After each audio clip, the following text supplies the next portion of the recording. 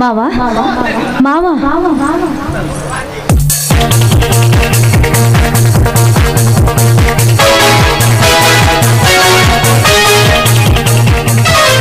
ಮಾವ ನಿನ್ನ ಹತ್ರ ಒಂದು ಕೆಲಸ ಇದೆ, ಅದಕ್ಕೋಸ್ಕರ ಬಂದಿದ್ದೀನಿ. ಅಂದು ನಮ್ಮತ್ತೆ ವೈಭವವನ್ನು ತೊರೆದು ಬಡವನ ಹಿಂದೆ ಹೋಗಿ ಬಡತನದಲ್ಲಿ ಸಾಗುತ್ತಿರಲು ಇಂದು ನಿನ್ನನ್ನು ನಮ್ಮ ಮನೆಗೆ ಕಳಿಸಲು ಕಾರಣ ಏನಂತ ಕೇಳಬಹುದೇ? ಮಾವ, ನನ್ನ ತಂದೆ ತಾಯಿಗಳು ಜ್ವರದ ಬಾಧೆಯಲ್ಲಿ ಆಸ್ಪತ್ರೆಯಲ್ಲಿ ಬಳಲ್ತಾ ಇದ್ದಾರೆ. ಅದಕ್ಕೋಸ್ಕರ ಈ ಕಾಗದ ಪತ್ರವನ್ನು ಇಟ್ಕೊಂಡು ಹಣ ಕೊಡು, ಅವರಿಗೆ ಔಷಧಿನ ತರಬೇಕು. ಮನೆಯನ್ನು ಒತ್ತಿಟ್ಟುಕೊಂಡು ಹಣ ಕೊಡಲಾರೆ, ಕೊಟ್ಟರೆ ಈ ಸಮಾಜ ಏನನ್ನಬಹುದು?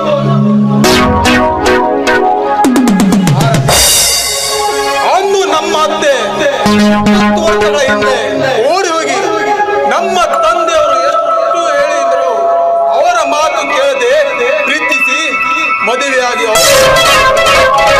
ಹಣ ಕೊಡಬಾರದು, ಆದರೂ ನಾನು ಕೊಡುವೆ. ನೀನು ನನ್ನ ಮಾತಿಗೆ ಒಪ್ಪಿದರೆ ಮಾತ್ರ.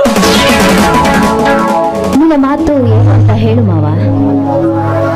ಮಾತಿನಿಂದ ಸಾಧ್ಯವಿಲ್ಲ, ನೀನು ನನ್ನ ಕೈ ಮೇಲೆ ಪ್ರಮಾಣ ಮಾಡಿದ ಮಾತ್ರ ನನಗೆ ಮಾಲಿನ್ಯ. ಇಲ್ಲದಿದ್ದರೆ ಹಣ ಇಲ್ಲ, ತಿಳಿಯುತ್ತೆ? ನಿಮ್ಮ ಮಾತಿನಂತೆ ಆಗಲಿ. ಹಾ, ದುಡುಕು ಮಹಾ ಕೆಡುಕು ಅಂತ ಹಿರಿಯರು ಹೇಳ್ತಾರೆ. ಒಂದು ವೇಳೆ ಇವನು ಏನಾದರೂ ನನ್ನ ಹಣಕ್ಕೆ ಶೀಲವನ್ನು ಕೇಳಿದ್ರೆ ಏನ್ ಮಾಡೋದು? ಕೇಳಿದ್ರೆ ಕೊಟ್ಟಾಯ್ತು, ಎಷ್ಟೇ ಆದ್ರೂ ನನ್ನ ಮಾವ ಅಲ್ವಾ.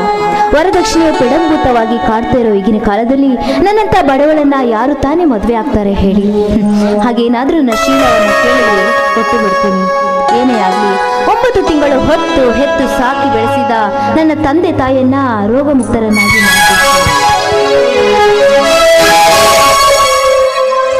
ಭಾರತಿ, ಯಾವುದೋ ವಿಚಾರದಲ್ಲಿ ನಿರ್ಭಯವಾಗಿ ಮಾತುಗಳು. ನಿನ್ನ ಹೆತ್ತವರು ಬದುಕಬೇಕಾದ್ರೆ ಗಂಜಿ ಕಾಣದ ಕಾಲಕ್ಕೆ ನಂಜುಗಳು ಎಲ್ಲಿಂದ ತರುವೇಡ?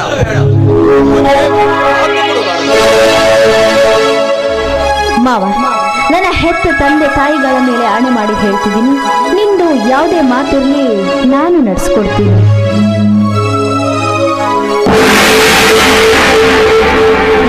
ಅಂದಹಾಗೆ ಬೇಗ ಹಣ ಕೊಡು, ನಾನು ಆಸ್ಪತ್ರೆಗೆ ಹೋಗ್ಬೇಕು. Very good.